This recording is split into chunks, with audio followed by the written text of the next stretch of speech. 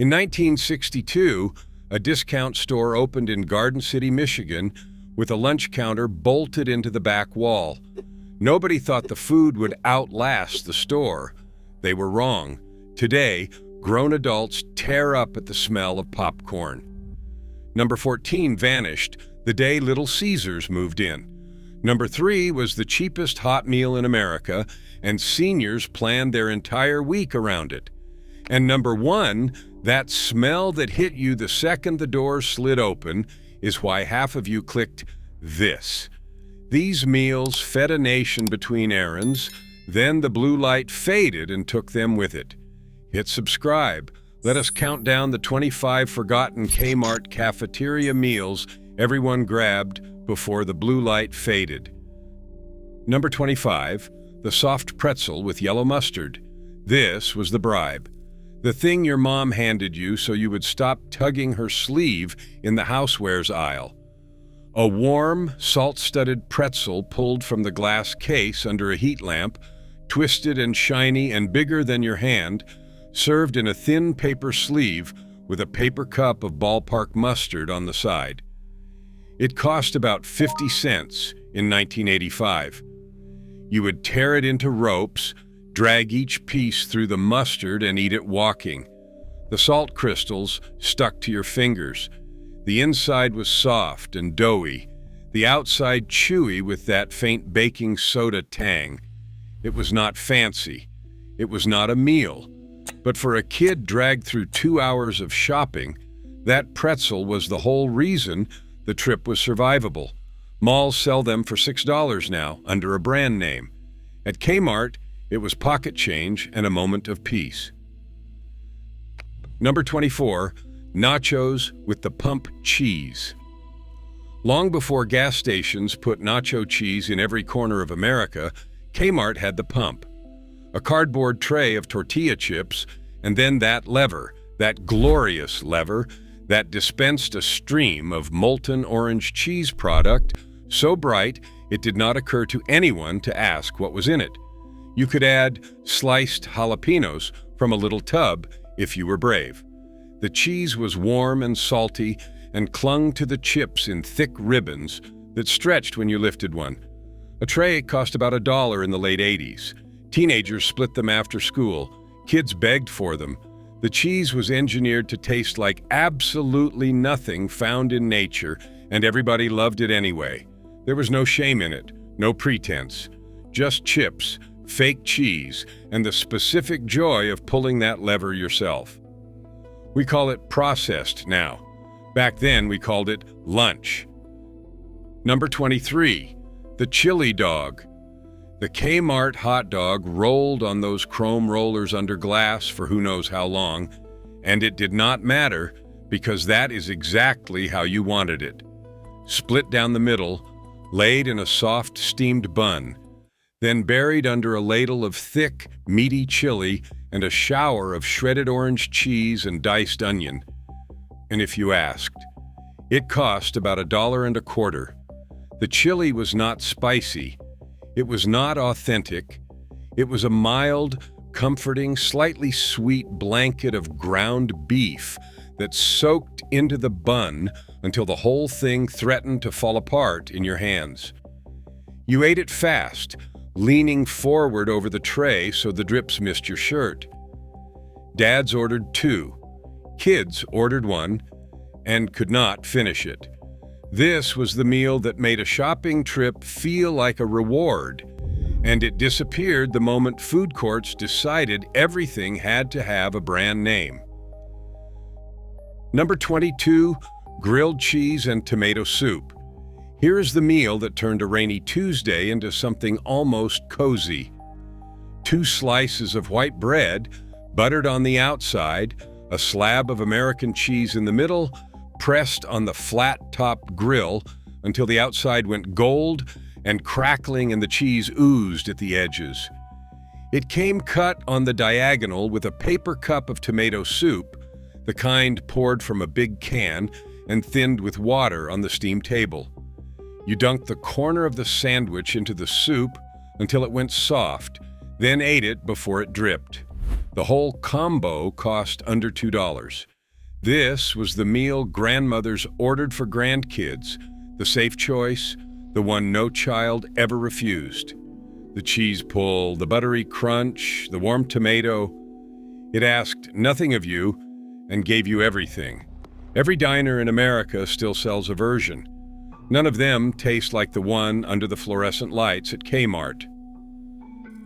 Number 21, the Sloppy Joe. When the lunch counter wanted to stretch a pound of ground beef into a crowd, out came the Sloppy Joe. Browned beef simmered in a sweet, tangy tomato sauce until it turned glossy and thick, then spooned onto a plain hamburger bun that immediately started to surrender underneath it. It cost about $1.50. You needed both hands and about 4 napkins. Half of it landed back on the tray, and that was part of the deal. The sauce was sweet the way kids liked it, faintly smoky, clinging to every crumb of meat. Served with a scoop of coleslaw and a pickle spear on the side, it felt like a real meal for pocket change. Mothers loved it because the kids ate every bite. Kids loved it because it was messy and nobody yelled at them for it. It was permission to be a little bit wild at the table, and that was worth more than the meat. Number 20, Friday, fish and chips. Come Friday, the fryer went to work, and the whole back corner of the store smelled like a seaside chip shop. Rectangles of white fish in a thick, bubbly beer-style batter, fried until they were deep gold and shattered when you bit them, served over a pile of crinkle-cut fries with a paper cup of tartar sauce and a lemon wedge. The plate ran about $2.50.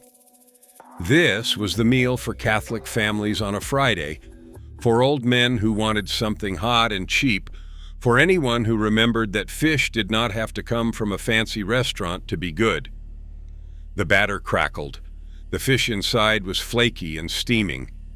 You squeezed the lemon, dragged a piece through the tartar, and for a minute, the discount store felt like somewhere you had chosen to be, not somewhere you had to go.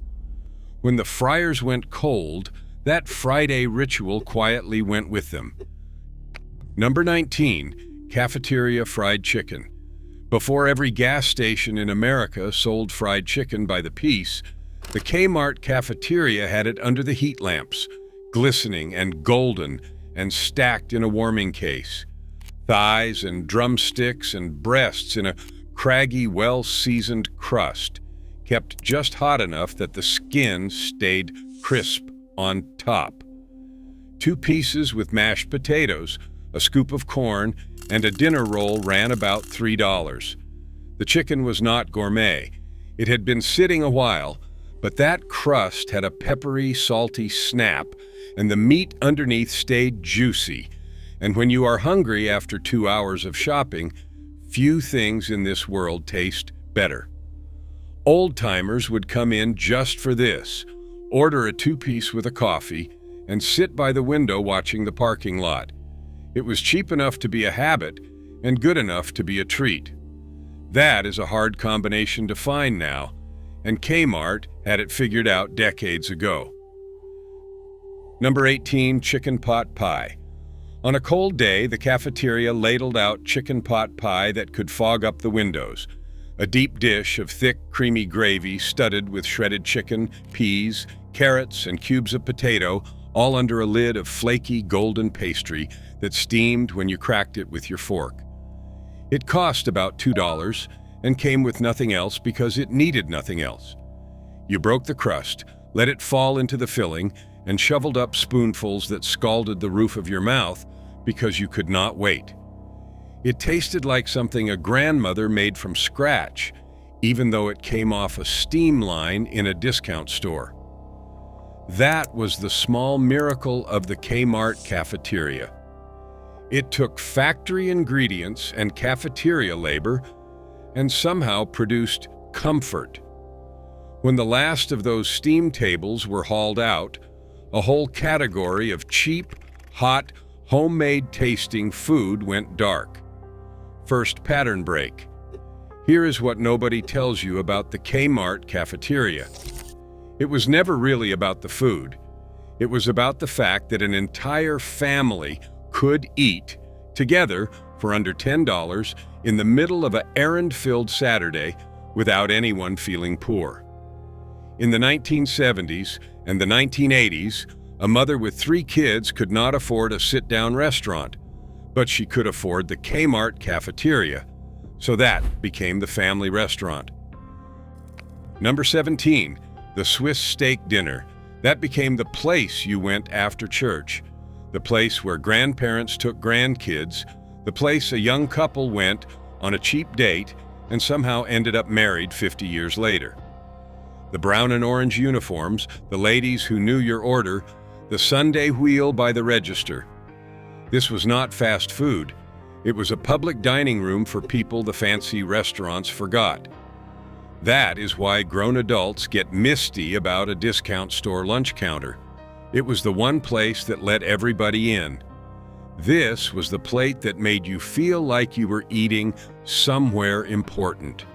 A slab of cube steak braised low and slow in a rich tomato and onion gravy until a fork could cut it, laid over mashed potatoes with a mound of buttered corn and a soft dinner roll on the side. Back in 1976, the whole dinner cost $1.99. Adjusted for today, that is around $11 for a full hot supper. The steak had been tough and cheap once, but the long braise turned it tender, and that gravy soaked into everything on the plate. Working men ordered it on their lunch break. Widows ordered it because it reminded them of Sunday dinners they no longer cooked for a full table. It was honest, filling, old-fashioned food, the kind that filled you up and cost almost nothing. The Swiss steak dinner is the meal that proves the cafeteria was serious about feeding people, not just snacking them. Number 16, the meatloaf plate. Every steam table had it. A thick slice of meatloaf, dense and savory, with a sweet tomato glaze baked onto the top, sitting in a shallow pool of brown gravy. Beside it, a scoop of real mashed potatoes with a well of more gravy and green beans or corn, depending on the day. The plate cost around $3 in the mid-'80s. This was the meal for the man who missed his mother's cooking, for the traveling salesman passing through, for anyone who wanted something that tasted like home when home was far away or long gone. The meatloaf was firm enough to cut with a fork, but soft enough to melt, seasoned with onion and a little sage. The gravy tied it all together. It was the most ordinary food in America, and that was exactly the point. You did not go to Kmart to be dazzled. You went to be fed, and the meatloaf plate never once let you down. Number 15, the Turkey Club sandwich. When the deli counter wanted to show off, it built a club. 3 slices of toasted white bread, stacked with sliced turkey, crisp bacon, lettuce, tomato, and mayonnaise, cut into 4 triangles and speared with those little frilly toothpicks that made a kid feel like they were eating somewhere fancy. It came with a fistful of chips and a pickle for about $2.50. The bread crunched, the bacon added smoke, and the whole thing was so tall you had to squash it to get your mouth around it. This was the order for the mom who wanted something that felt like a treat but was still practical. It looked like effort. It looked like a real lunch. And pulling those frilly toothpicks out one by one was half the fun. Sandwich shops charge a fortune for a club now and somehow make it worse. The Kmart Deli did it for the price of a couple of dollars and a pickle. Number 14, the deli sub sandwich. This is the one that vanished the day Little Caesars moved in. The Kmart Deli made submarine sandwiches to order on a soft roll, layered with ham, salami, bologna, and cheese. Then lettuce, tomato, onion, and a splash of oil and vinegar wrapped tight in white paper. A whole sub cost around $2, and families bought them by the armful. Some folks got a pack of little sandwiches on buns to take home. My mom would ask for them with no mustard, and the lady behind the counter remembered. That was the thing about the deli. They knew you. When Kmart started remodeling stores in the early 90s and dropping in Little Caesars, the deli counter and the cafeteria got squeezed out, and the made-to-order sub went with them. We traded a sandwich a person built for you by hand for a pizza that came out of a chute. It was faster. It was never better. Number 13, the hot roast beef open-faced sandwich. This was cafeteria royalty. A slice of white bread laid flat on the plate, piled with thin-sliced roast beef, then the whole thing drowned in a ladle of dark brown gravy with a scoop of mashed potatoes on the side getting the same treatment. You ate it with a fork and knife because there was no picking this up.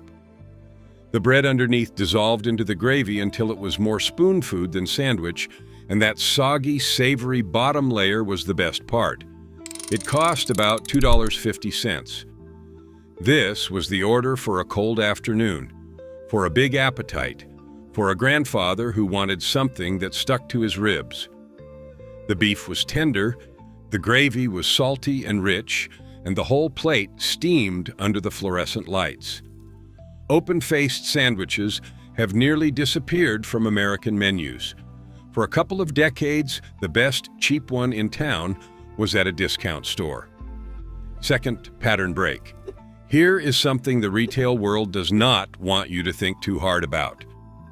The Kmart cafeteria was killed on purpose.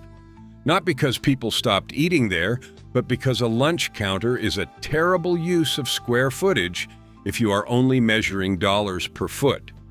Every steam table was space that could hold more merchandise. Every cook on payroll was a cost that did not sell power tools.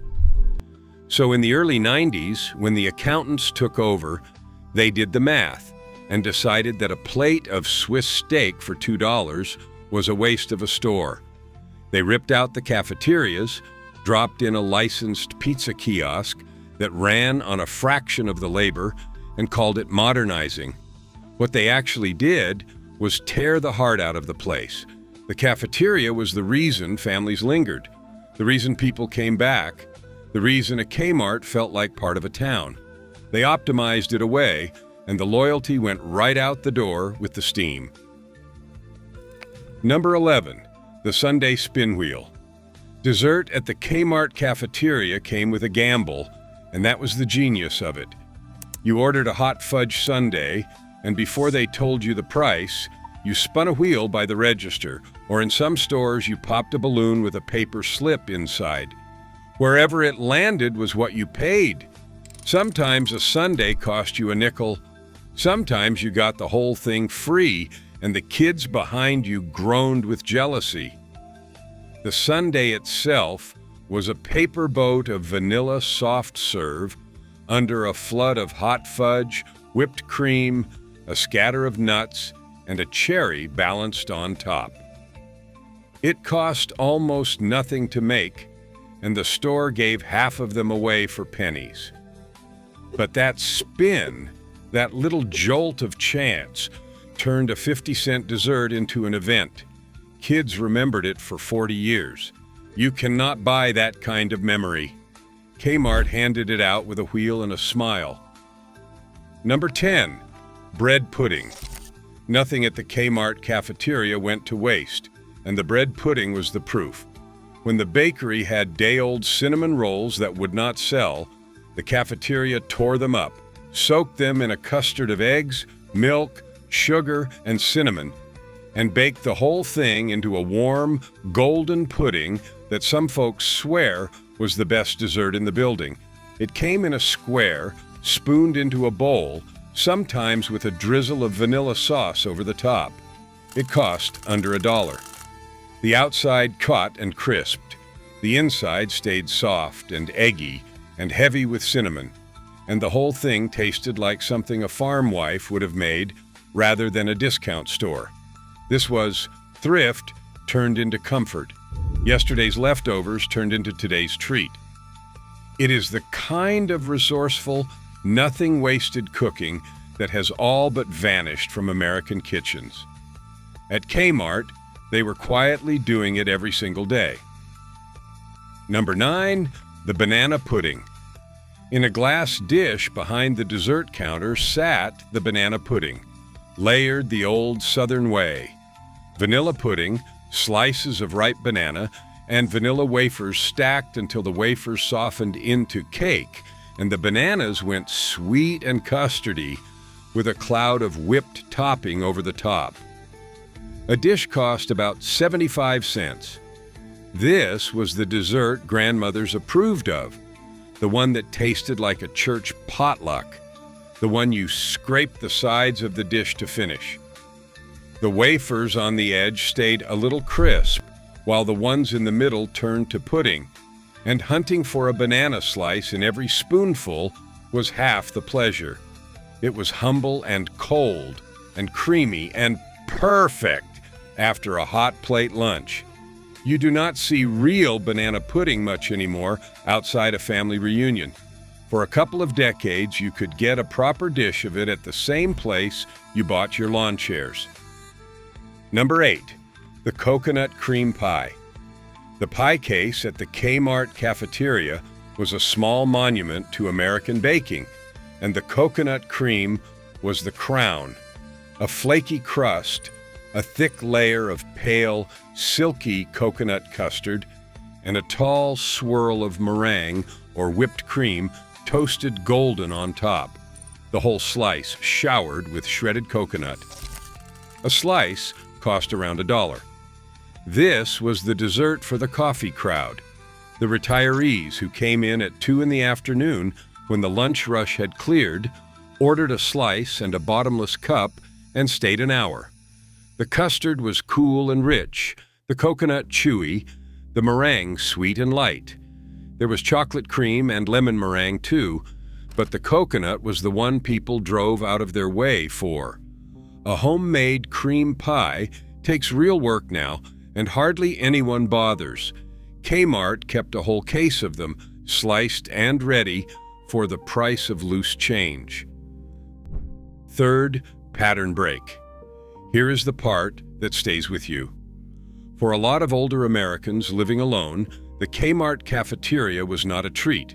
It was company. Picture a widower in 1986, a man who lost his wife 2 years back and never learned to cook for one.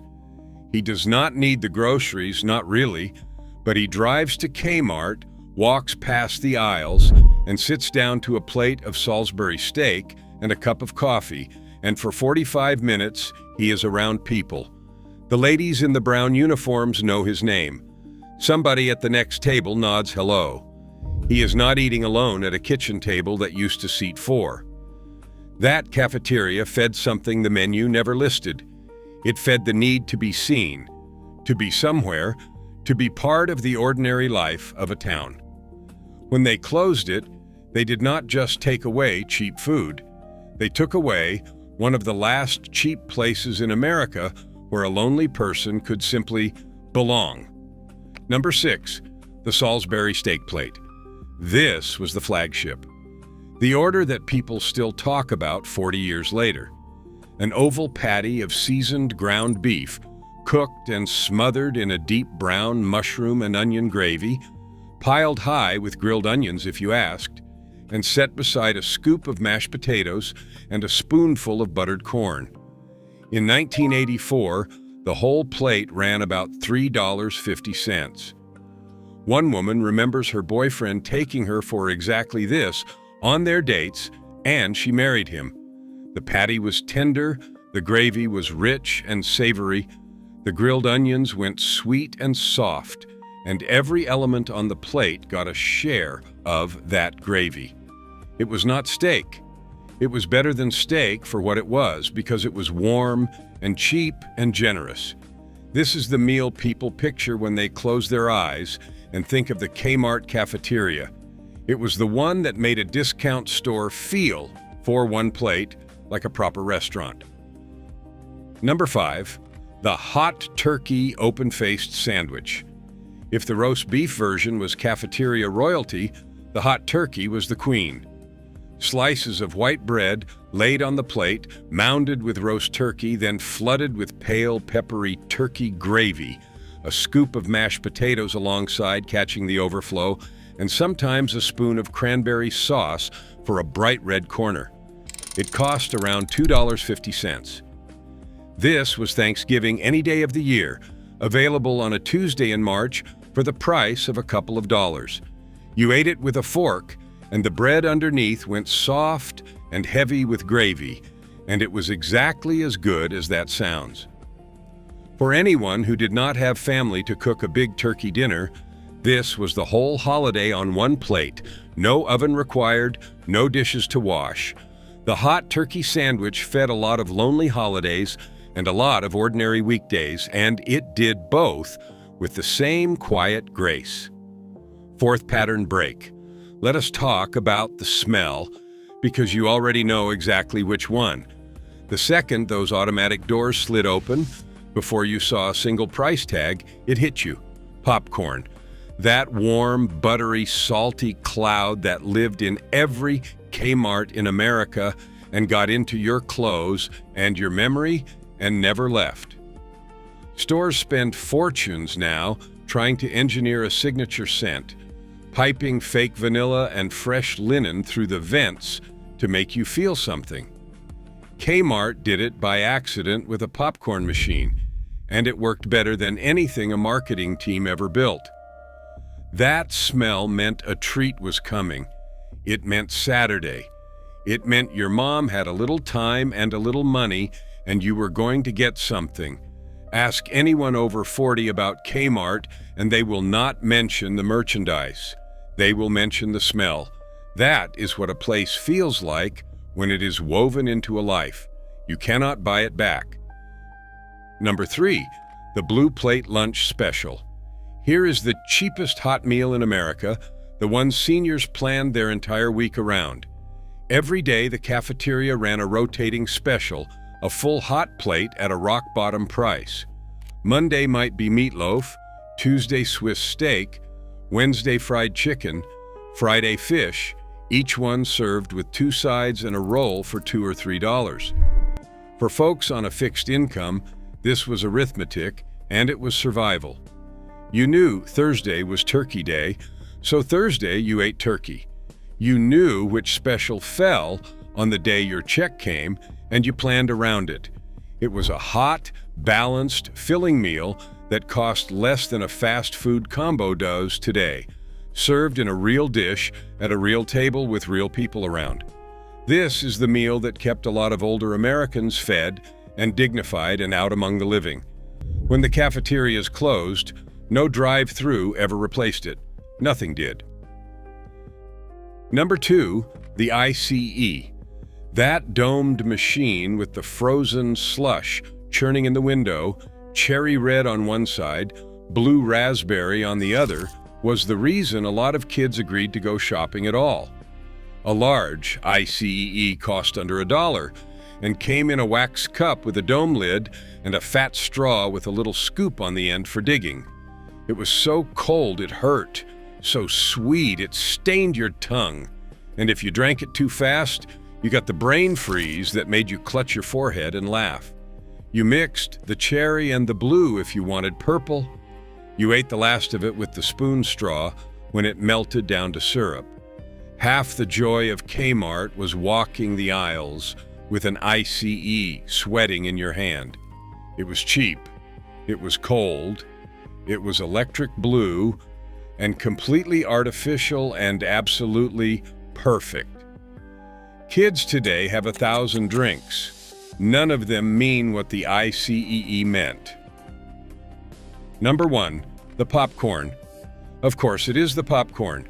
That is the smell that hit you at the door, and it is the thing that survives when every other memory has faded. A red and white bag or a paper tub of fresh popcorn popped right there, drenched in that yellow butter-flavored oil and dusted with more salt than any doctor would allow. It cost a quarter, then 50 cents, then maybe $1, and it was worth every cent and then some. You carried it through the store, one hand digging in, leaving a faint trail of kernels down the aisles. It was warm and salty and greasy, and it got on your fingers and your shirt, and it was the taste of a good day. Kmart is nearly gone now, a handful of stores, scattered and quiet. But somewhere, somebody smells popcorn in a parking lot and is 8 years old again, holding their mother's hand, the blue light spinning overhead. Here is my challenge. Next time you make popcorn, drown it in butter and salt it like Kmart would have, and see if it doesn't take you straight back. Then, tell me in the comments which one you'd order first if the cafeteria opened tomorrow. The Salisbury steak or the hot turkey, the icy or the pretzel. And if you ever ate at one, tell me what the ladies behind the counter were like.